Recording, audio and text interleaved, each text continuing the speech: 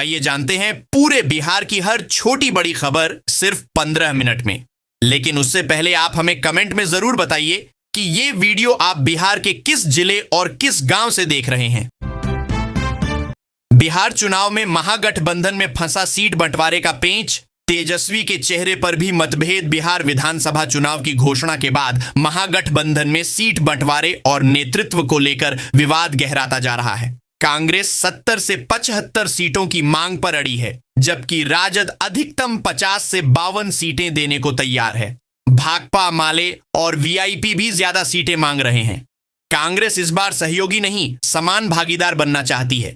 2015 में कांग्रेस ने 41 सीटों पर चुनाव लड़ा और 27 जीती थीं, जबकि 2020 में 70 सीटों पर लड़कर सिर्फ 19 पर जीत मिली। तेजस्वी यादव को सीएम फेस मानने पर भी एकमत नहीं है। यह खींचतान चुनावी समीकरणों को प्रभावित कर सकती है। स्थानीय स्तर पर सुलझने वाला विवाद अब आला कमान की जिद में उलझ गया है, जिससे गठबंधन की एकता पर सवाल उठने लगे हैं। प्राइमरी स्कूलों में लगेगा विशेष मेला, बच्चों की प्रतिभा को मिलेगा मंच। बिहार के 71,000 प्रारंभिक विद्यालयों में आज विशेष मेला लगेगा। हर 3 माह पर भाषा, गणित और विज्ञान विषयों पर आधारित यह मेला आयोजित होगा। निपुण कार्यक्रम 3.0 के तहत बच्चों को रुचि अनुसार गतिविधियों में भाग लेने का मौका मिलेगा। पहली से 5वीं कक्षा के बच्चे अक्षर, शब्द और वाक्य पहचानने, पढ़ने और लिखने की गतिविधियों में शामिल होंगे। कक्षा 6 से 8 तक के बच्चों के लिए गणित और विज्ञान मॉडल प्रदर्शनी होगी। विज्ञान मॉडल समाज उपयोगी और 11 अक्टूबर को होने वाली पीटीएम स्थगित कर दी गई है। शिक्षा निदेशक साहिला ने सभी जिलों को निर्देश जारी किए हैं। यह पहल बच्चों की रचनात्मकता को बढ़ावा देगी। बिहार के 12 जिलों में बारिश और वज्रपात का अलर्ट, तापमान में गिरावट की संभावना। मौसम विभाग ने बिहार के 12 जिलों में बारिश और बिजली गिरने का अलर्ट जारी किया है। सुपौल, अररिया, किशनगंज, मधेपुरा, सहरसा, पूर्णिया, खगड़िया, कटिहार, भागलपुर, मुंगेर, बांका और जमुई में मेघ गर्जन और वज्रपात की चेतावनी दी गई है। पटना सहित कुछ हिस्सों में बादलों की आवाजाही बनी रहेगी और छिटपुट वर्षा हो सकती है। दिन में धूप निकलने से तापमान में 2 से 4 डिग्री की बढ़ोतरी होगी, लेकिन सुबह शाम गुलाबी ठंड का एहसास रहेगा। बीते 24 घंटे में पटना का तापमान 31.9 डिग्री सेल्सियस और राजगीर का 34.4 डिग्री सेल्सियस दर्ज किया गया। किशनगंज के ठाकुरगंज में 28.2 मिलीमीटर बारिश हुई। मौसम में बदलाव से लोगों को हल्की ठंड महसूस हो रही है। किसानों के लिए यह मौसम फसलों के लिहाज से अहम साबित हो सकता है। पटना मेट्रो का पहला दिन 5,000 यात्रियों ने किया सफर। आमदनी 80,000 रुपये। पटना मेट्रो सेवा के पहले दिन 5,000 यात्रियों ने सफर किया और 80,000 रुपये की आमदनी हुई। पाटलिपुत्र बस टर्मिनल से भूतनाथ तक शुरू हुई सेवा को लेकर शहरवासियों में उत्साह दिखा। लोग परिवार और बच्चों के साथ स्टेशन पहुंचे, सेल्फी ली और पहली यात्रा का हिस्सा बने। सुबह 8 बजे सेवा शुरू हुई। 11 बजे से भीड़ बढ़ने लगी। स्टेशन परिसर की स्वच्छता, सुरक्षा और सुविधाएं यात्रियों को पसंद आईं। वातानुकूलित डिब्बे, आरामदायक सीटें और झटका रहित सफर ने लोगों को प्रभावित किया। आरती कुमारी ने कहा, अब ऑटो की जगह मेट्रो से सफर करूंगी। शांति देवी ने पहली बार मेट्रो में सफर कर खुशी जताई। छात्रों ने कहा कि मेट्रो से रोजमर्रा की यात्रा आसान होगी। यह पटना के विकास की नई शुरुआत है। बिहार चुनाव में 10 सभाएं करेंगे पीएम मोदी, सीएम नीतीश की होंगी। रोज 4 सभाएं। बिहार विधानसभा चुनाव में प्रधानमंत्री नरेंद्र मोदी 10 सभाएं करेंगे, जबकि मुख्यमंत्री नीतीश कुमार प्रतिदिन 4 सभाएं करेंगे। रक्षा मंत्री राजनाथ सिंह, गृह मंत्री अमित शाह और भाजपा अध्यक्ष जेपी नड्डा की 25-25 सभाएं तय हैं। योगी आदित्यनाथ की 10 सभाएं सीमांचल में होंगी। पीएम की सभाओं में जदयू और भाजपा उम्मीदवारों को मंच पर जगह मिलेगी। कोशिश है कि एनडीए के सभी 243 उम्मीदवारों को पीएम के मंच से प्रचार मिले। नीतीश कुमार भी सभी सभाओं में साथ रहेंगे। पीएम इस साल अब तक 7 बार बिहार आ चुके हैं। मध्य प्रदेश के मुख्यमंत्री मोहन यादव को भी प्रचार में शामिल किया जाएगा। नामांकन के दिन भाजपा शासित राज्यों के मुख्यमंत्री भी मौजूद रहेंगे। एनडीए ने प्रचार को लेकर पूरी रणनीति तैयार कर ली है। बिहार विधानसभा चुनाव 2025, नीतीश कुमार की बड़ी बैठक, कई विधायकों का टिकट कटने के आसार। बिहार विधानसभा चुनाव 2025 को लेकर हलचल तेज हो गई है। मुख्यमंत्री नीतीश कुमार ने जदयू कार्यालय में अचानक बैठक कर कार्यकर्ताओं को बूथ स्तर पर संगठन मजबूत करने का टास्क दिया। एनडीए ने इस बार 220 से अधिक सीटें जीतने का लक्ष्य तय किया है। बैठक में तय हुआ कि पार्टी विरोधी गतिविधियों में संलिप्त 75 वर्ष से अधिक उम्र वाले, परिवार से एक से अधिक दावेदार वाले और पिछली बार 2000 वोट से कम अंतर वाले उम्मीदवारों का टिकट कट सकता है। जदयू इस बार 100 से 105 सीटों पर चुनाव लड़ सकती है। नीतीश कुमार सामाजिक समीकरण और पिछले प्रदर्शन के आधार पर नए चेहरों को मौका देने की तैयारी में है। भाजपा जदयू गठबंधन मजबूत है, लेकिन सीटों में फेरबदल संभव है। चुनाव में कैश लेकर चलना पड़ सकता है भारी। जानिए क्या है नए नियम। बिहार में आदर्श आचार संहिता लागू हो गई है। जिला निर्वाचन पदाधिकारी डॉक्टर त्यागराजन एसएम ने बताया कि प्रत्याशी 40 लाख रुपए तक खर्च कर सकते हैं, लेकिन हर खर्च का हिसाब देना होगा। 10,000 से अधिक के लेन देन की निगरानी होगी। चुनाव में काले धन की रोकथाम के लिए नकद ले जाने की सीमा 50,000 तय की गई है। बिना वैध दस्तावेज के अधिक राशि मिलने पर जब्ती होगी। जिले में 20 इन्फोर्समेंट एजेंसियां और 32 चेक पोस्ट सक्रिय हैं। 475 हॉटस्पॉट चिन्हित कर मादक पदार्थों की रोकथाम तेज की गई है। एटीएम वैन और बैंक कैश वैन को भी नकदी के साक्ष्य रखने होंगे। चुनावी पारदर्शिता के लिए सख्त निगरानी शुरू हो चुकी है। ओवरलोड ट्रकों पर कार्रवाई, 27 जब्त, 10 फरार। बिहार पुलिस की मिलीभगत उजागर। भागलपुर में खनिज विभाग ने ओवरलोड ट्रकों पर बड़ी कार्रवाई की है। मंगलवार को 27 ट्रकों को जब्त किया गया, जिनमें से हर एक पर 8 लाख रुपए जुर्माना लगाया गया। ट्रकों को घोघा थाने में रखा गया, लेकिन जब्ती स्थल की भौगोलिक कमजोरी के चलते 10 ट्रक फरार हो गए। बताया जा रहा है कि पासिंग गिरोह पुलिस की मिली भगत से ट्रकों को बिना चालान पास करा रहा था। ट्रकों से अवैध गिट्टी सड़क निर्माण कंपनी को सप्लाई की जा रही थी, लेकिन कंपनी पर कोई कार्रवाई नहीं हुई। थाना अध्यक्ष अजीत कुमार ने बताया कि फरार ट्रकों पर प्राथमिकी दर्ज की जाएगी। मामला गंभीर है और प्रशासन की सख्ती बढ़ सकती है। बक्सर में होल्डिंग टैक्स पर राहत, बिना ब्याज और जुर्माने के करें भुगतान। बक्सर नगर परिषद क्षेत्र के निवासियों के लिए राहत की खबर है। बिहार सरकार ने संपत्ति कर प्रोत्साहन योजना 2025 लागू कर दी है। इसके तहत 31 मार्च 2026 तक बकाया होल्डिंग टैक्स की एकमुश्त अदायगी पर ब्याज और जुर्माना पूरी तरह माफ होगा। योजना सभी प्रकार की संपत्ति धारकों पर लागू होगी। मुख्य पार्षद कमरुन निशा फरीदी ने बताया कि न्यायालय में लंबित मामलों को वापस लेने पर भी योजना का लाभ मिलेगा। स्वनिर्धारित होल्डिंग नंबर न लेने वाले भी योजना में शामिल हो सकते हैं। भुगतान प्रक्रिया को सरल बनाने के लिए कॉमन सर्विस सेंटर, शिविर और ऑनलाइन पोर्टल की सुविधा दी गई है। करदाता अब विकास में भागीदार बन सकते हैं।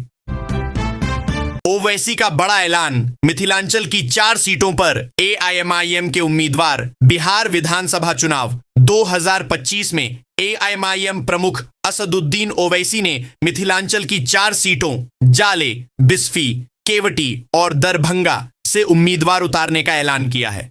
जाले में जनसभा को संबोधित करते हुए ओवैसी ने कहा, 4 तोड़े हैं तो 24 से जवाब देंगे। उन्होंने एनडीए पर तीखा हमला करते हुए मस्जिदों और खानकाहों पर कानून के जरिए कब्जा करने का आरोप लगाया। ओवैसी ने कहा कि महिलाओं को 10 से 10,000 रुपए देने की बजाय अस्पताल और कॉलेज बनवाए जाते तो बेहतर होता। वैशाली में जनसभा में उन्होंने कहा कि एआईएमआईएम अल्पसंख्यकों को सियासी हक दिलाने और नफरत की राजनीति खत्म करने के लिए मैदान में है। सभा में आई लव मोहम्मद के नारे भी लगे। प्रेमिका ने प्रेमी को बुलाकर किया हमला। गर्म तेल से झुलसा युवक इस्लाम नगर मोहल्ले में प्रेमिका से मिलने गए। रहमान पर रात के अंधेरे में शर्मनाक हमला हुआ। सहिला खातून ने अपने परिवार के साथ मिलकर रहमान के चेहरे और शरीर पर गर्म तेल डाल दिया, जिससे वह गंभीर रूप से झुलस गया। रहमान को सदर अस्पताल में भर्ती कराया गया, जहां से पटना रेफर कर दिया गया। पुलिस ने फर्द बयान दर्ज कर जांच शुरू कर दी है। रहमान ने बताया कि 4 साल से प्रेम संबंध था और लाखों रुपए भी दिए थे। पैसे देने से इनकार करने पर विवाद बढ़ा। प्रेमिका ने आधी रात को मैसेज कर बुलाया और घात लगाकर हमला किया। पुलिस पूरे मामले की जांच में जुटी है। कैमूर में बाढ़ से जनजीवन अस्त व्यस्त। यूपी बिहार संपर्क टूटा। कैमूर जिले में बाढ़ का कहर चौथे दिन भी जारी है। गाजीपुर से रामगढ़ का संपर्क अब तक बहाल नहीं हो सका है। रामगढ़ बड़ौरा पथ पर 4 फीट से अधिक पानी बह रहा है, जिससे यातायात ठप है। आंटडीह गांव के 15 घरों में पानी घुस गया है। लोग मवेशियों के साथ स्कूल में शरण लिए हुए हैं। ग्रामीणों ने बताया कि कम से कम 4 दिन और पानी उतरने में लगेंगे। मवेशियों के चारे की व्यवस्था करना मुश्किल हो रहा है। दुर्गावती और कर्मनाशा नदी के उफान से कई गांवों की फसलें बर्बाद हो गई हैं। गोरिया नदी के पानी से पूर्वी इलाके की 4 पंचायतों में धान और सब्जी की फसलें डूब गई हैं। सारण में 3510 मतदान केंद्र तैयार। बिजली, पानी और सुरक्षा के खास इंतजाम। बिहार विधानसभा चुनाव 2025 को लेकर सारण जिले में 3510 मतदान केंद्र बनाए गए हैं। जिला निर्वाचन कार्यालय ने प्रखंडवार सूची जारी की है। एकमा, मांझी, बनियापुर, तरैया, मढ़ौरा, छपरा और गड़खा विधानसभा क्षेत्रों में मतदान केंद्रों की संख्या स्पष्ट की गई है।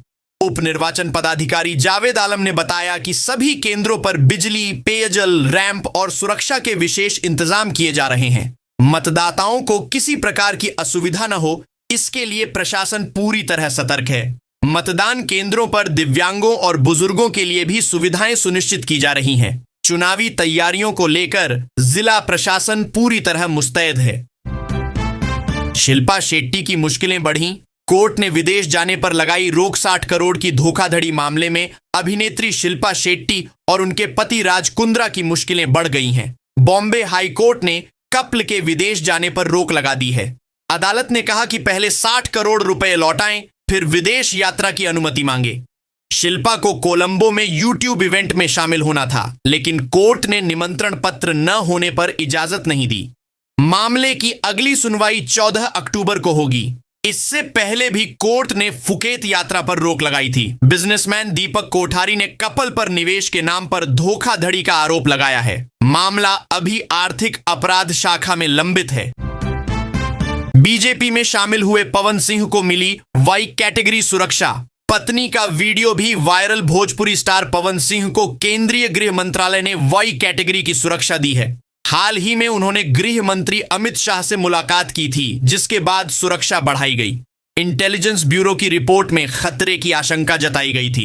वाई श्रेणी में 8 से 11 सुरक्षाकर्मी तैनात रहते हैं, जिनमें कमांडो भी शामिल होते हैं। पवन सिंह की पत्नी ज्योति सिंह का एक वीडियो वायरल हुआ था, जिसमें उन्होंने अभिनेता पर गंभीर आरोप लगाए थे। उन्होंने दावा किया कि पवन सिंह ने पुलिस बुलाकर उन्हें गिरफ्तार करवाने की कोशिश की। पवन सिंह की बीजेपी में वापसी और चुनाव लड़ने की चर्चा के बीच उनकी सुरक्षा और निजी विवादों ने उन्हें सुर्खियों में ला दिया है। अक्षरा सिंह की गिरिराज सिंह से मुलाकात से सियासी चर्चाएं तेज। चुनाव लड़ने के कयास। भोजपुरी एक्ट्रेस अक्षरा सिंह ने केंद्रीय मंत्री गिरिराज सिंह से मुलाकात की तस्वीर शेयर कर बिहार की सियासत में हलचल बढ़ा दी है। उन्होंने इसे शिष्टाचार मुलाकात बताया, लेकिन यूजर्स ने इसे चुनावी संकेत मानते हुए पवन सिंह के खिलाफ चुनाव लड़ने की मांग की है। पवन सिंह हाल ही में बीजेपी में शामिल हुए हैं और उनके चुनाव लड़ने की चर्चा है। अक्षरा सिंह पहले जन सुराज मंच पर भी नजर आई थीं, लेकिन कोई राजनीतिक कदम नहीं उठाया था। अब मैथिली ठाकुर ने भी बीजेपी से चुनाव लड़ने की इच्छा जताई है। भोजपुरी सितारों की सक्रियता से बिहार चुनाव में ग्लैमर और सियासत का मेल देखने को मिल रहा है।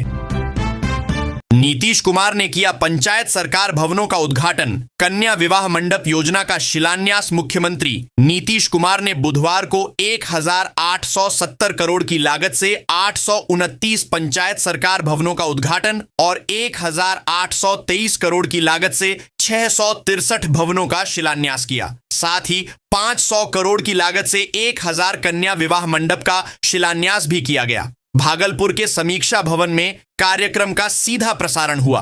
जिले में 27 पंचायत भवनों का उद्घाटन और 8 का शिलान्यास हुआ। जीविका दीदी की मांग पर कन्या विवाह मंडप बनाए जा रहे हैं, जिससे ग्रामीणों को शादी और अनुष्ठानों में सहूलियत मिलेगी। कार्यक्रम में सांसद अजय मंडल, विधायक गोपाल मंडल समेत कई जनप्रतिनिधि और अधिकारी मौजूद रहे। सरकार ने ग्रामीण विकास को नई गति देने का दावा किया। बिहार में 16 अक्टूबर से फिर शुरू होगा बालू खनन। 300 घाटों पर होगी निगरानी। बिहार में 3 महीने की रोक के बाद 16 अक्टूबर से बालू खनन फिर शुरू होगा। खान एवं भूतत्व विभाग ने इस सत्र में करीब 300 घाटों से खनन की संभावना जताई है। इनमें पीला और सफेद बालू के घाट शामिल हैं। अवैध खनन और बिक्री पर रोक के लिए सीसीटीवी और ड्रोन से निगरानी की जाएगी। मानसून के दौरान खनन बंद था। इस बीच घाटों की नीलामी और पर्यावरणीय मंजूरी की प्रक्रिया चली। पहले 180 घाटों से खनन हो रहा था, जिनमें 18 घाट सफेद बालू के थे। विभाग ने खनन प्रक्रिया लगभग पूरी कर ली है। बालू खनन से राज्य सरकार को राजस्व में बढ़ोतरी की उम्मीद है।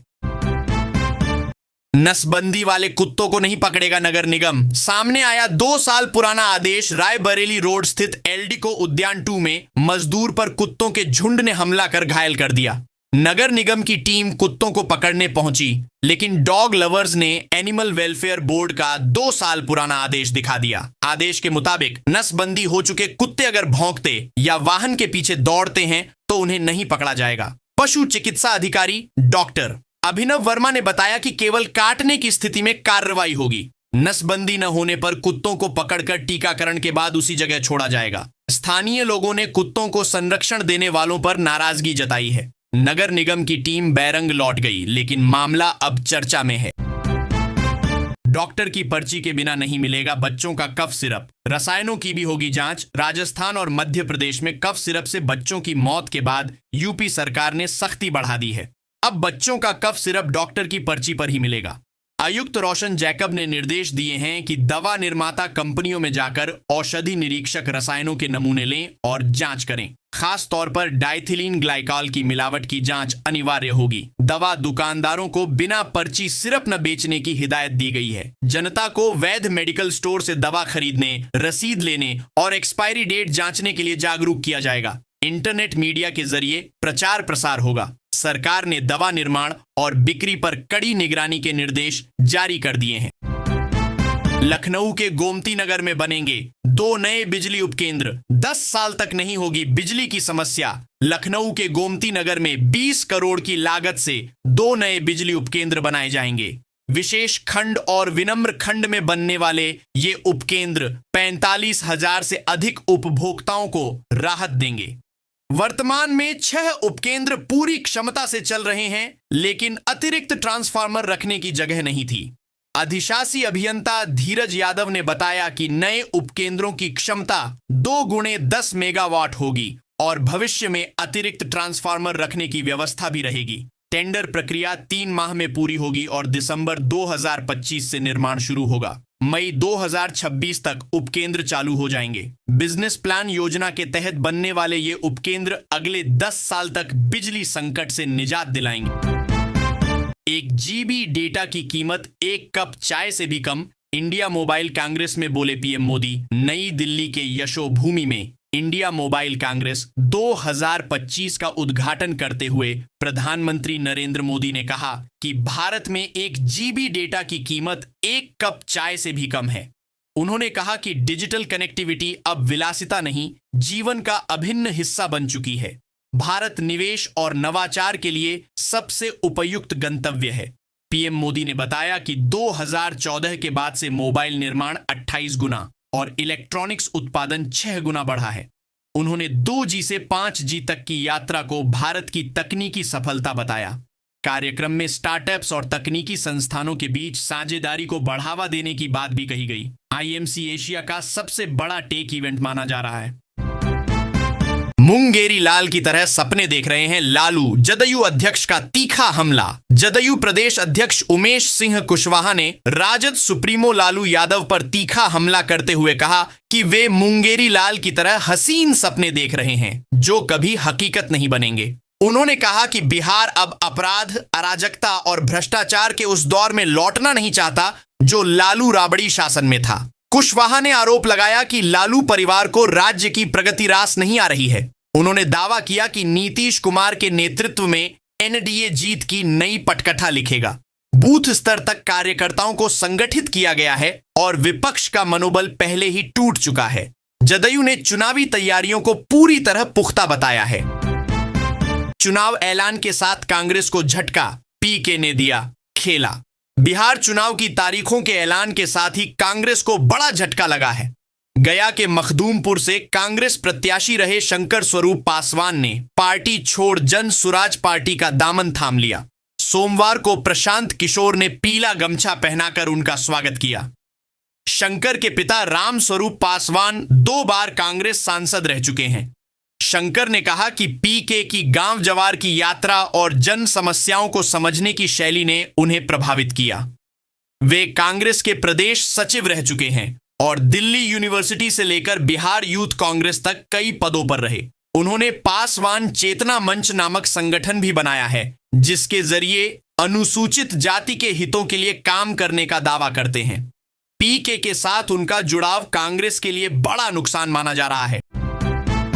बिहार सरकार का बड़ा फैसला, 2,45,000 शिक्षकों को वेतन संरक्षण का लाभ। बिहार सरकार ने राज्य के 2,45,000 शिक्षकों को वेतन संरक्षण का लाभ देने का ऐतिहासिक फैसला लिया है। मुख्यमंत्री नीतीश कुमार की सरकार ने सक्षमता परीक्षा पास करने वाले शिक्षकों से लेकर नवनियुक्त प्रधानाध्यापकों तक को राज्य कर्मी के समान वेतन देने का आदेश जारी किया है। पहले ये शिक्षक स्थानीय निकायों के तहत कम वेतन पर काम कर रहे थे। अब उन्हें सम्मानजनक वेतन मिलेगा, जिससे उनका मनोबल बढ़ेगा और शिक्षा की गुणवत्ता में सुधार की उम्मीद है। इसके साथ ही रसोइयों, रात्रि प्रहरियों और शारीरिक शिक्षा प्रशिक्षकों के मानदेय में भी 2 गुनी बढ़ोतरी की गई है। सरकार के इन कदमों से स्पष्ट है कि शिक्षा व्यवस्था को सुदृढ़ करने की दिशा में बिहार सरकार पूरी तरह प्रतिबद्ध है। वाल्मीकि सम्मेलन में भाजपा अध्यक्ष के न आने पर हंगामा। मेहतर समाज ने मांगा जवाब। पटना के विद्यापति भवन में नील सेना द्वारा आयोजित मेहतर वाल्मीकि अधिकार सम्मेलन में भाजपा प्रदेश अध्यक्ष डॉक्टर दिलीप जायसवाल के नहीं पहुंचने पर कार्यकर्ता भड़क गए। तय समय पर न आने का कारण जानने के लिए वे भाजपा कार्यालय पहुंचे और स्पष्टीकरण की मांग की। नील सेना प्रमुख राजेश कुमार वाल्मीकि ने कहा कि मेहतर समाज भाजपा को वोट देता है, लेकिन सफाई कर्मचारी आयोग अब तक नहीं बना। जायसवाल ने पहले वादा किया था कि समाज के मुद्दे घोषणा पत्र में स्टैंप पेपर पर शामिल होंगे। सम्मेलन में बाल योगी उमेश नाथ महाराज, सुरेश शर्मा और मुकेश निषाद जैसे नेता मौजूद रहे। वक्ताओं ने ठेकेदारी व्यवस्था खत्म करने और समाज को 5 विधानसभा सीटें देने की मांग की। सम्मेलन में बड़ी संख्या में समाज के लोग शामिल हुए।